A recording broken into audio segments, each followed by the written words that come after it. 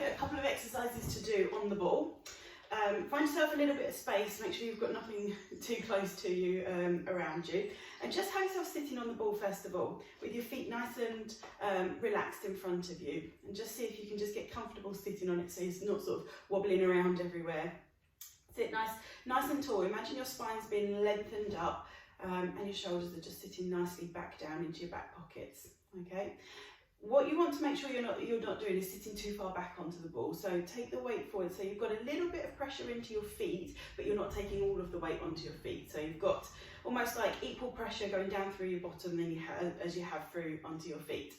And we're just going to work through the sort of hip and pelvis area first of all. So the idea of this is like hula hoops. You're going to imagine you're keeping your shoulders still and you're just going to draw a circle with your bottom at the biggest circle you can possibly draw. And by doing this, you're tilting your pelvis backwards, coming all the way out to the side, tucking your hips forward and taking it out to the side. And the idea is not to sort of move your whole body around, it's just your hips and your waist. So we're freeing up this sort of diaphragm, pelvis area and your low back. So just draw those circles and then draw some around in the other direction. You don't need to keep your hands up by your shoulders, just keep your arms nice and relaxed and just draw those circles as much as you can. Perfect. Okay, and then come back to the centre point. Again, get your feet nice and balanced. Don't take all the weight onto your feet, but there is some pressure going through there. We sit nice and tall again. This time you're going to draw in a little bit more through that sort of centre abdomen area, or your transverse abdominis, if you can think of that muscle underneath your tummy button, sort of just drawing in a little bit tighter towards your spine. And when you're ready, you're going to come onto your tiptoe of one foot.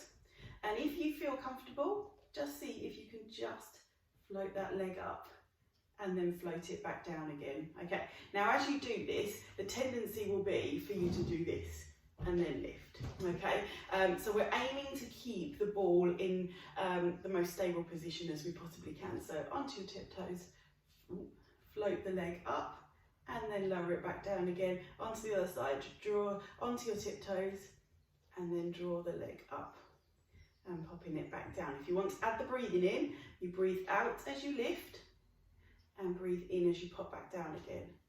So just right there, breathe out, lift and breathe in as you go back down. Now, I actually find it easier with the arms. It helps to sort of stabilise you a little bit, but see how you go with this. So if I'm going to lift my left leg, I'm going to also raise my right arm at the same time. So I'm going to lift. There we go, it feels a little bit more stable for me. Other people will find it a little bit more tricky, but see how you go with it. There is going to be a bit of wobble. We're not perfect at this. That's absolutely fine. But the important thing is that you can feel the muscles working as they're sort of trying to stabilise you as you lift up. That's it, nice and slowly. The slower you do this exercise, the harder you have to work. It becomes a little bit easier if you sort of do it really quickly. So yeah, nice and slowly. The slower you do it, ooh, that wasn't a good one. There we go. And come back down and opposite side.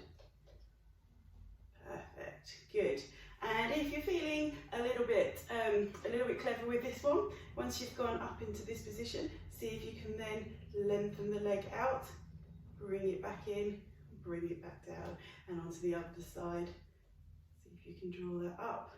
Lengthen the leg out, bring it back in and comes back down again. Perfect, you can do a few of those as well. Next one we're going to look at is spine twist. So this is to get the upper part of your body moving. You've probably done this one many times before if you've done it sort of standing or kneeling. On the ball it's not much different other than you've got an unstable surface to work on. So you're going to pop your hands into this sort of position like this. Your chin would stay level with exactly where your watch would be. Draw your shoulders back and down, and as you breathe out, you're going to twist to one side, okay? And as you breathe in, you come back to the centre. Now, if you watch, my hips do not come round with me, and sitting on the ball makes this one a little bit easier to do in a way because your hips are fixed in this position, so that, you know, when you're standing, it's so much easier to turn your hips around, but where you're sitting, it helps to control the movement. So you will feel this moving through the upper part of your back and your spine.